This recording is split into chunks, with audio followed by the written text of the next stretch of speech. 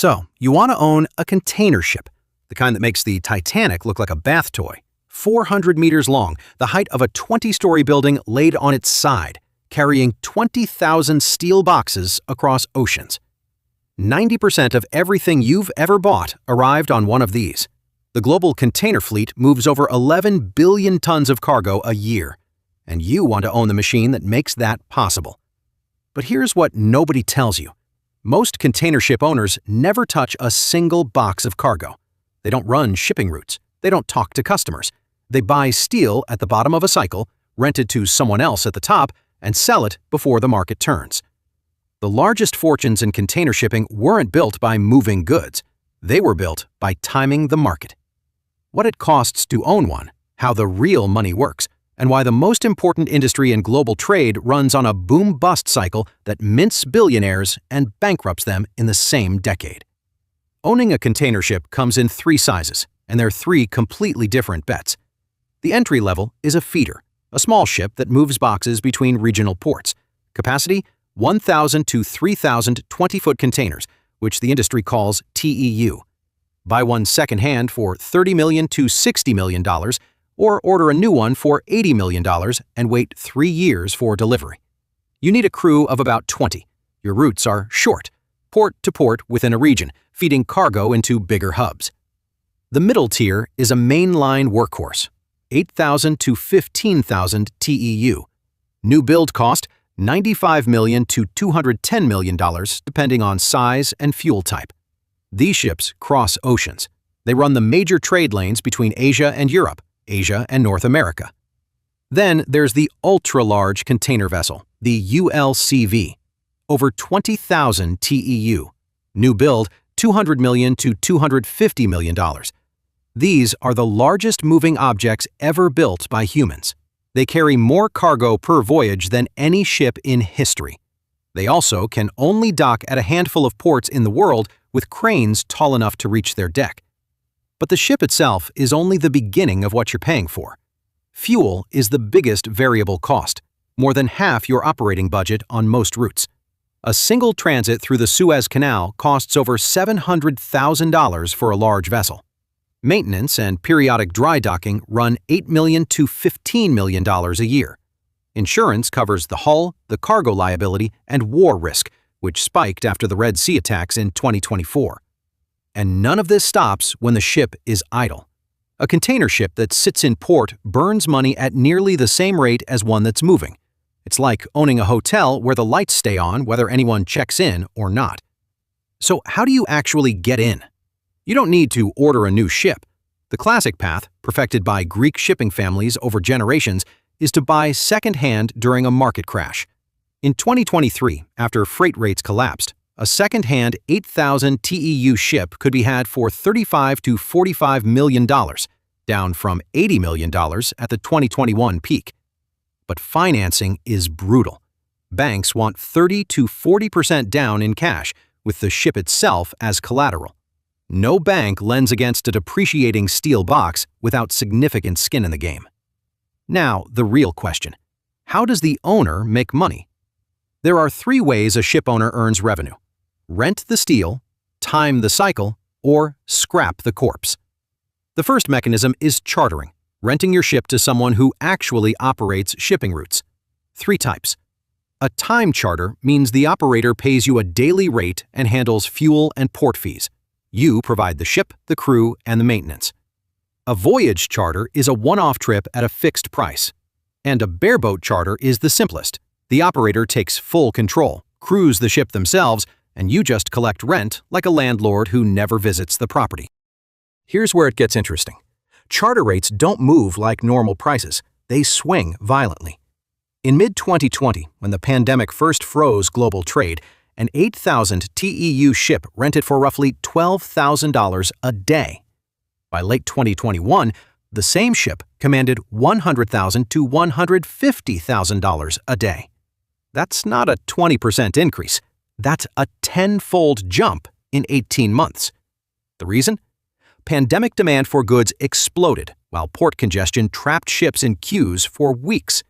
Supply shrank, demand surged, and every ship on the water became a floating gold mine. Maersk, the world's largest container line, posted $30.9 billion in operating profit in 2022 on $81.5 billion in revenue. One company, 1 year. More profit than most industries generate in a decade. Then, it all reversed. By 2023, new ships ordered during the boom started arriving. Demand cooled. Ports unclogged. Charter rates crashed back to pre-pandemic levels. The boom lasted roughly 2 years. The hangover is still ongoing. The second mechanism is cycle timing, and this is where the real ship-owning fortunes are made. Greek shipping dynasties, families from tiny islands like Chios and Dionysus, have practiced this for a century. The Angelakousis family, tankers, bulk carriers, gas ships, 162 vessels worth over $16 billion, built their empire by doing one thing repeatedly: buying ships no one else wanted in years no one else was buying. The same logic applies to container tonnage. The strategy is simple to describe and nearly impossible to execute without nerve. Buy ships when everyone is selling, sell when everyone is buying. In 2020, a second-hand Panamax container ship cost roughly $30 million. By 2022, the same vessel was worth over $80 million before it moved a single extra box. Even if you never chartered it, the asset itself tripled in value. This isn't logistics. It's asset speculation using 40,000 tons of steel as the chip. The third mechanism is scrap value. A container ship has a working life of 20 to 25 years.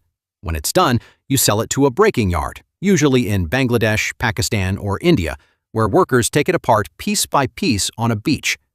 The price is measured in dollars per light displacement ton, the weight of the empty hull. For a large container ship, that adds up to $15 to $20 million, the value of its own corpse, sold by the ton to a yard in Chittagong. It's not glamorous, but it's guaranteed. No matter how badly the market treats you, the steel always has a floor price. Now we get to the part that matters most to you as an owner. What kills you? First story.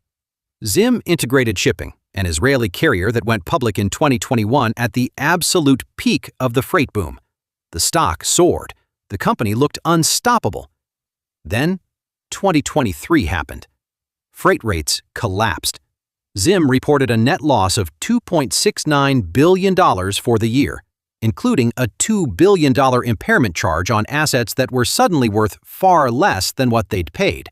The stock cratered.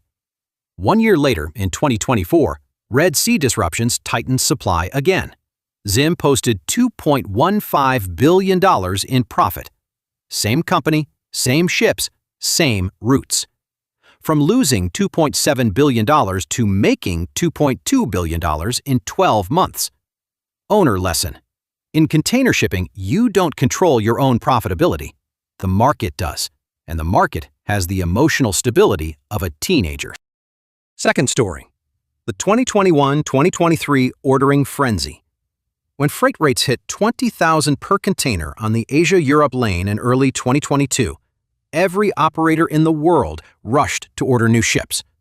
Shipyards filled their books through 2026. This pattern isn't new. In 2016, Korean giant Hanjin Shipping, then the 7th largest container line on Earth, filed for bankruptcy after years of overcapacity crushed rates below operating costs. Ships loaded with over $12 billion in cargo were stranded at sea because ports refused to let them dock, fearing they wouldn't get paid. The problem?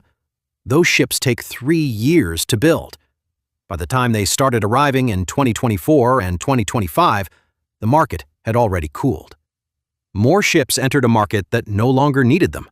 Smaller operators, like Italy's Calypso, which filed for bankruptcy in early 2024, or Singapore's Vasi Shipping, which initiated insolvency proceedings in 2025, found themselves trapped, locked into expensive charter commitments while the freight rates they depended on had evaporated. Owner lesson. The most dangerous moment in shipping isn't when the market is bad. It's when the market is so good that it convinces you to expand. Third story. Decarbonization. The EU emissions trading system started covering maritime shipping in 2024.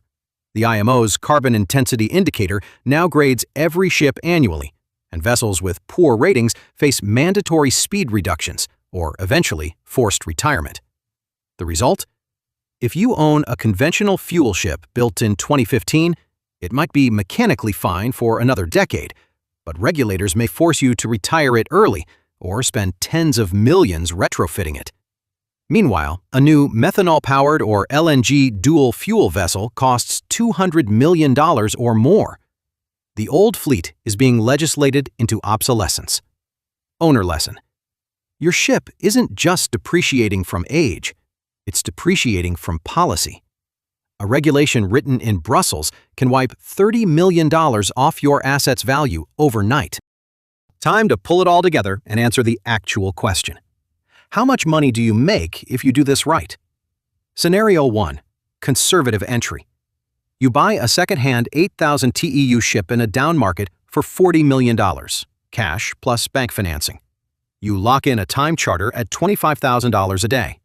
After operating costs, net profit is roughly $2 to $3 million a year. If you put $16 million down and finance the rest, that's a 12 to 18% return on your equity. Modest. Patient. You're not getting rich, you're waiting. Waiting for the next supply shock, the next Red Sea, the next port congestion event that sends charter rates back above $60,000 a day. When that happens, your revenue triples overnight, and your $40 million ship is suddenly worth $70 million again. Scenario 2. Peak entry. You buy the same ship in late 2021 for $80 million. Financed mostly with debt because banks are happy to lend when assets are rising. For 1 year, you're netting $14 million. You feel like a genius. Then 2023 arrives. Charter rates collapse. Revenue no longer covers your operating costs, let alone your debt payments. Your ship is now worth $40 million. You owe $60 million. You are underwater in the most literal sense the word allows. This is how shipping companies die. Not from storms, from timing. Scenario 3. You don't buy a ship. You buy a cycle. The smartest Greek families don't buy one vessel and operate it for 20 years. They buy 5 to 10 ships during a crash, charter them during the recovery, and sell the entire fleet before the next peak. In 2020, 5 second-hand ships at $30 million each, $150 million deployed. By early 2022, between charter income and resale at more than double the purchase price, total return, over $400 million in under 3 years. That's not shipping. That's a hedge fund that happens to float.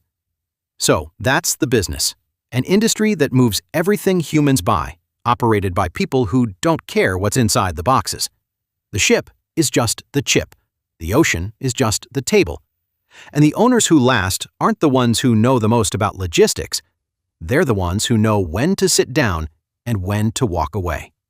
A container ship doesn't care what's in the boxes, and the owner doesn't care what's happening in the market, as long as he got in at the right price. Shipping isn't logistics, it's timing.